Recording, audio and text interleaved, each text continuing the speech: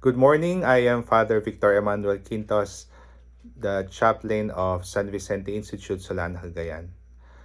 I'm here to uh, guide you to answer the question why we go to Mass. I have identified 5 reasons why we go to Mass. And the first of these reasons is that we go to Mass because Jesus invites us to do so. It was Jesus himself who who asked us to come to Mass. No? The Mass, no, was instituted at the Last Supper before Jesus was crucified on the cross. No? And so we could say that the Last Supper was the first Mass. No? We read from the Gospel of Luke. No? When the hour came, he, meaning Jesus, no, took his place at the table with the apostles. Then he took the bread, blessed it, broke it, and gave it to them, saying, "This is my body, which shall be given to you. Do this in memory of me." So, these words from the Gospel of Luke describes to us what happened at the first Mass, and also tells us of Jesus' command. Sabi niya, "This is my body which will be given for you. This is my blood which will be poured out to you. Do this in memory of me." Do this in memory of me. So, these words reveal what has been the practice of the church since its beginning. To celebrate the Mass in fulfillment of Christ's words at the Last Supper. Dahil sabi ng ating Panginoong Jesus, "Do this in memory of me." And so, that is what we do every day. That is what we do every Sunday. To offer Mass in memory of Jesus. The Catechism of the Catholic Church explains to us that we carry out this command of the Lord by celebrating the memorial of His sacrifice.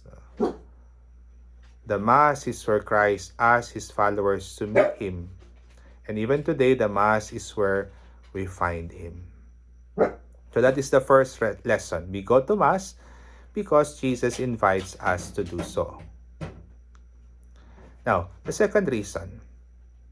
Jesus wants us to go to Mass because at Mass, His sacrifice on the cross is made present. So I repeat that. Jesus wants us to go to Mass because at Mass, His sacrifice on the cross is made present. Sinasabi sa atin ng Sacrosanctum Concilium or the Constitution on the Sacred Liturgy. No? Ito yung document na that have helped and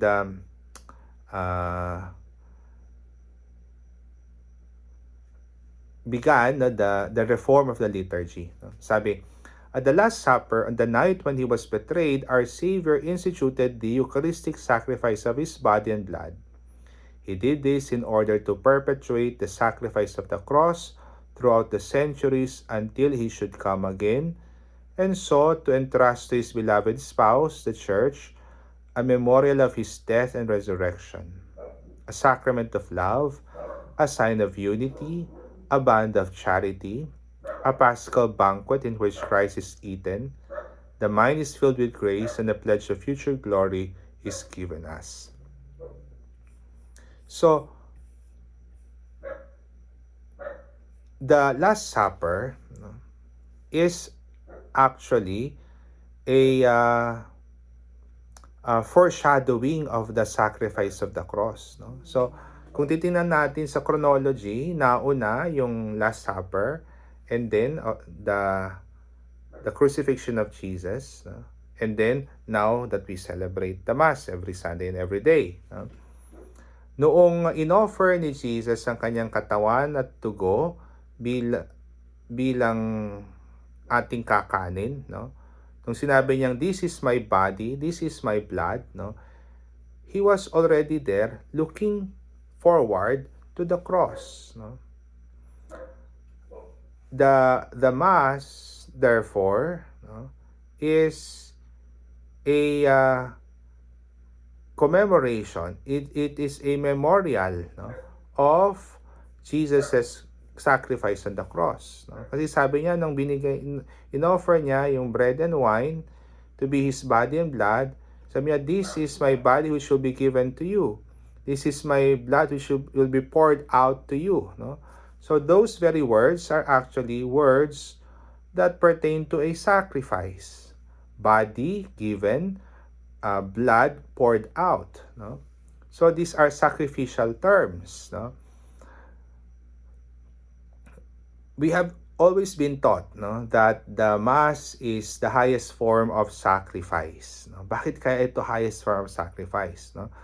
Exactly for the reason that it is Jesus' sacrifice. No? It is the highest form of worship because it is Jesus who offers it in the person of the priest together with the people gathered to celebrate. No? It is the highest form of worship because it is offered by Jesus Himself, no? Who Himself is God. No? It is the highest form of worship because it is an offering to God the Father. No? It is the highest form of worship because it is an offering of Jesus to God the Father. No?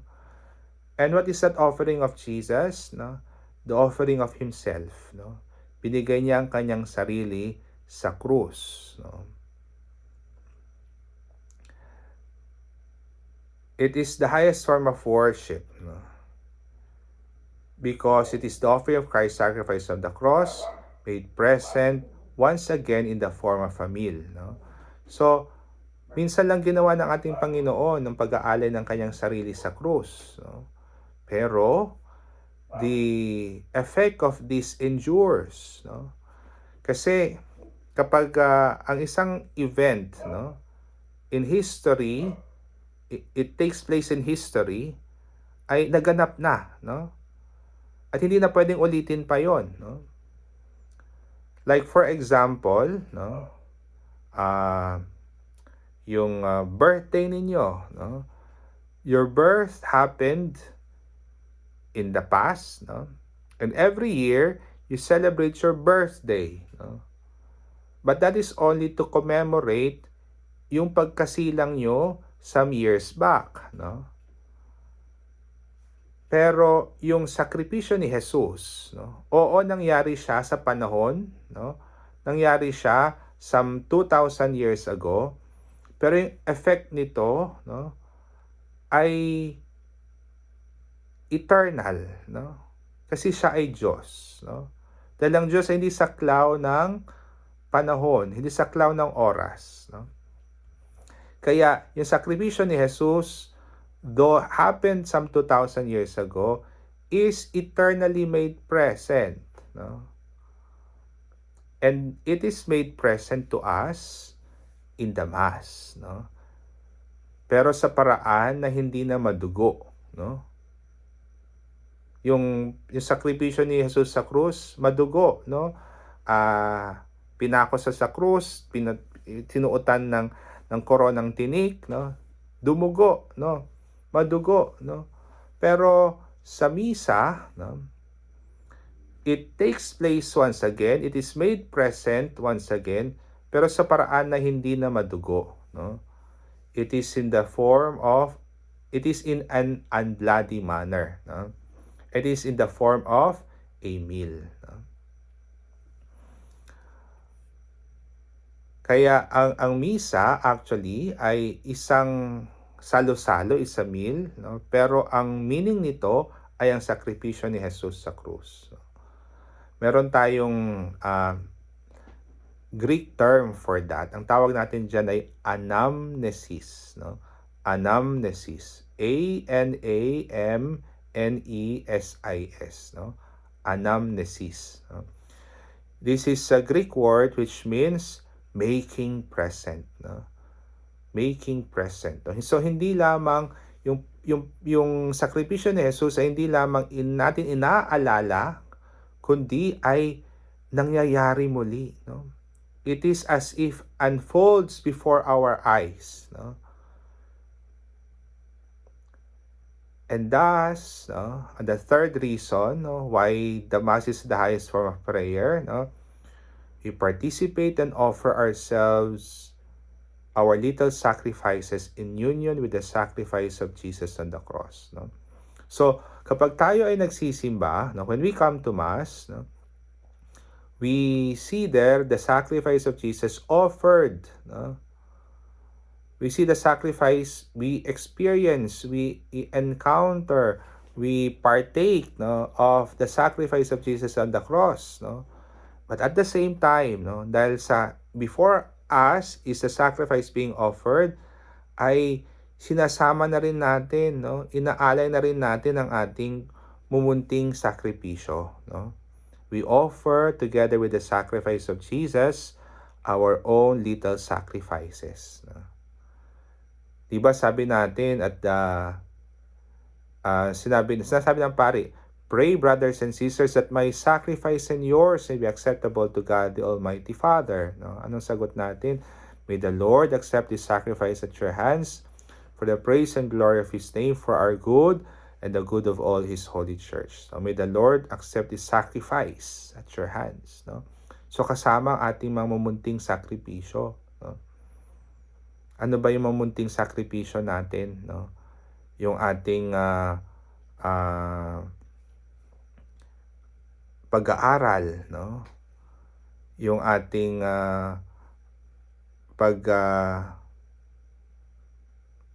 pagiging mabuting anak, no? Pagiging masunurin sa magulang, no? And then also we could offer a little of our time, no? Panginoon, itong oras na to binialay ko sa iyo, no? So something from us is taken away, no? That is our sacrifice, at sinasama natin to sa sakripisyo ni Jesus sa krus. No? So that's the second reason, no? Jesus wants us to go to Mass because at Mass, His sacrifice on the cross is made present, and we are there to offer it along with Him. The third reason, no? We go to Mass because at Mass we deepen our faith in Jesus and our friendship with Him. No? Sa Misa ay pinapalalim natin ang ating relasyon sa Diyos at ang ating pananampalataya sa Kanya. No? Because in the Mass you encounter Jesus Himself. No? Sinasabi sa atin ni Tolkien, no? That's a well-loved Catholic author, the only cure for sagging or fainting faith is communion. No? The only cure for sagging or fainting faith is communion. No? Ano ibig sabihin niya dito? No? Communion means a union with Christ. No? At paano tayo how are we united with Christ? No? We are united with Christ when we listen to His Word. No? We are united with Christ when we receive Him in Holy Communion. No? Hindi ba kapag meron tayong nagugustuhan, no? Na kaibigan, no? As much as possible, gusto natin kasama natin siya lagi. No? We want to be always with that person. No? Because we want to develop a more intimate relationship with that person. Gusto pa natin siyang makilala, gusto pa natin siya na makasama, no? And that is also what happens at Mass, no? Dahil sa Misa, we encounter Jesus and we want to be with Jesus, no? And thus, mas napapalalim ang ating pananampalataya at pagkilala sa Kanya, no? At Mass, we encounter a person, and that is Jesus. No?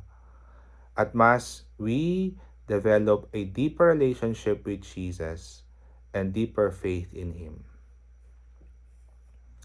Pang-apat, no? We go to Mass because going to Mass helps us grow in humility. No? Going to Mass helps us grow in humility. No? Bakit nga ba yung iba ayaw magsimba, no? Kasi sabi nila makasalanan sila, no? Kaya hindi sila karapat-dapat na pumasok sa simbahan dahil makasalanan sila. Baka daw masunog sila, no? Mga kapatid, no? Yung misa is for sinners, no? Nagpupunta tayo sa misa, we go to mass because we are not holy, no? The church is a hospital for sinners, not a club for saints, sabi ni Pope Francis. No? If the church is a hospital, the mass is her medicine. No? Kasi mula pa lang ng misa ay we already acknowledge our sinfulness. Nasabi ng pari, brothers and sisters, let us acknowledge our sins and so prepare ourselves to celebrate the sacred mysteries. No? Let us acknowledge our sins. No? As sinasabi natin, I confess to Almighty God and to you, my brothers and sisters, that I have greatly sinned. No? And then later on, we cry out, Lord, have mercy. Christ, have mercy. Lord, have mercy. No? Sa misa, no, we acknowledge that we are sinners. No? Sa misa, we acknowledge that we are sinners because, no, through that, we grow in humility. Alam nyo, bakit ba't kailangan kasama pa natin ang buong komunidad? No? Di ba, pwede naman ako magdasal na mag-isa ko sa bahay, hindi ba? No? Tama naman yon, no? Pero, mas napapaigting, no, ang ating pagmamahal sa Diyos kapag tayo ay nagsisimba. No? Take for example, yung baga ng mga charcoal, no, ng mga uling. Kapag yung mga uling na nagbabaga, no, ay pinagsama-sama mo, ay umiinit ito, no, na mas lalong nagbabaga, no, kapag sama-sama sila. Minsan pa umaapoy na to, no, dahil mainit, no, nagbabaga, no. Pero once na maghihiwalay mo ang isa sa mga uling na ito, no, ano mangyayari doon sa nahiwalay sa kanila, no?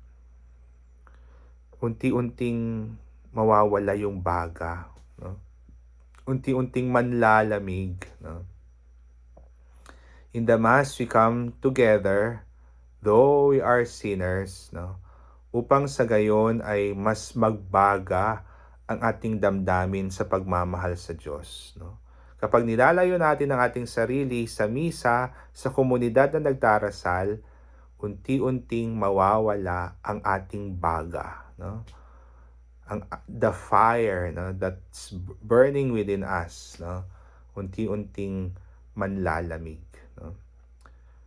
We go to Mass because going to Mass helps us grow in humility. No? And then, lastly, no, we go to Mass to be sent out. No? Paano nangyari yon, no? Tinitipon tayo para tayo ay palabasin. No? Tinitipon tayo para tayo ay isugo. No? So, nobody comes to Mass and stays in the church. No? Hindi ganun pwedeng yon, no? Kailangan din kayong pauwiin, kailangan kayong palabasin sa loob ng simbahan. At by that I mean, sinusugo kayo na magbalik sa mundo. No? Because mission is at the heart of the Mass. No? In fact, the English word Mass is misa in Latin. No? Sa Latin, kapag pagkatapos ng misa, sasabihin ng pari o kaya ng diakono, ite missa est, no? The Mass is ended, no? At ang misa comes from the word missio, meaning mission or sending, no? In the Mass, you encounter God, and no one in the Bible has ever encountered God without being sent out in mission, no? Tulad na lamang ni Abraham, no? In the book of Genesis, nung nung na encounter ni Abraham si God, no? And because of that encounter, he was sent forth to be the father of many nations, no? Nung si Moses, na-encounter niya ang Diyos sa burning bush, no? Siya ay isinugo, no? To uh, to bring the Israelites out of Egypt, no? Nung si Peter na encounter na si Jesus doon sa dagat, no? Sinabi ng Panginoon sa kanya, no? Uh, you will be fishers of men, no? So lahat ng mga encounter sa Diyos ay nagbabago, ay isinusugo, no? After we have received the Lord and have given thanks, we are blessed and sent on a mission to live and proclaim the gospel we have heard, no? Sharing with everyone we encounter what has been given to us in the Mass, no? Kung ano yung tinanggap natin sa misa, hindi maaring manatili sa atin, no? It has to be shared. It has to be given, no? And thus, after sitting there, then participating there, receiving Jesus there at the Mass, no? We are sent forth, no? Ite missa est, no? The Mass is ended. Yun lang naman ibig sabihin ng ite missa est, no? But the Mass is ended does not mean that wala na, no? Pagkatapos ng misa, ano na, no? We are sent on a mission. So these are the 5 reasons why we go to Mass. Una, we go to Mass because Jesus invites us to do so, no? He himself invites us because when he said, "Do this in memory of me," that was a command na we gather and to remember him, to memorialize him, no, by the Mass, no? And then secondly, Jesus wants us to go to Mass because at Mass, His sacrifice on the cross is made present, no? Hindi lamang tayo nandoon para lamang kumanta at makinig, no? And then uwi na, no? It is not an ordinary prayer meeting. It is not an ordinary program or event, no?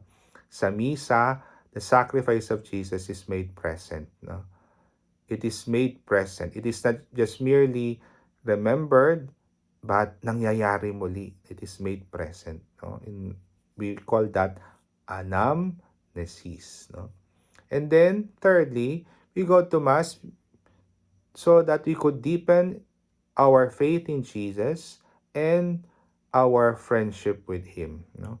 Mas pinapalalim natin ang ating pagmamahal, ang ating relasyon at pananampalataya sa Diyos when we go to Mass, no? Because going to Mass is encountering a person, and that person is Jesus. Kasama natin ang isang tao, no, isang person, no, ay mas nakikilala natin at mas napapalalim natin ang ating relasyon sa Kanya. And fourthly, we go to Mass because going to Mass helps us grow in humility. Pinapakita natin na kailangan natin ng Diyos. Sabi natin na makasalanan tayo and that we need Jesus, no?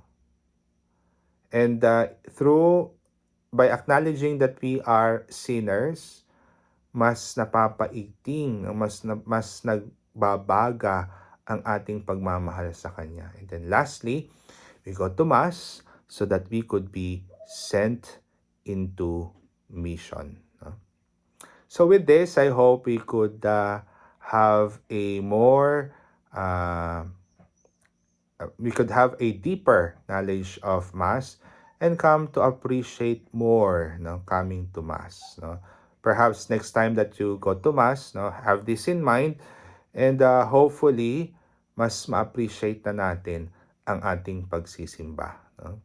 So I have prepared some follow-up questions and things to do, and hopefully this will deepen more our knowledge and appreciation of the Mass. Maraming salamat, and hopefully you were able to know something that would strengthen your faith and given the resolve, no, to come to Sunday Mass. Thank you. Have a good day. God bless.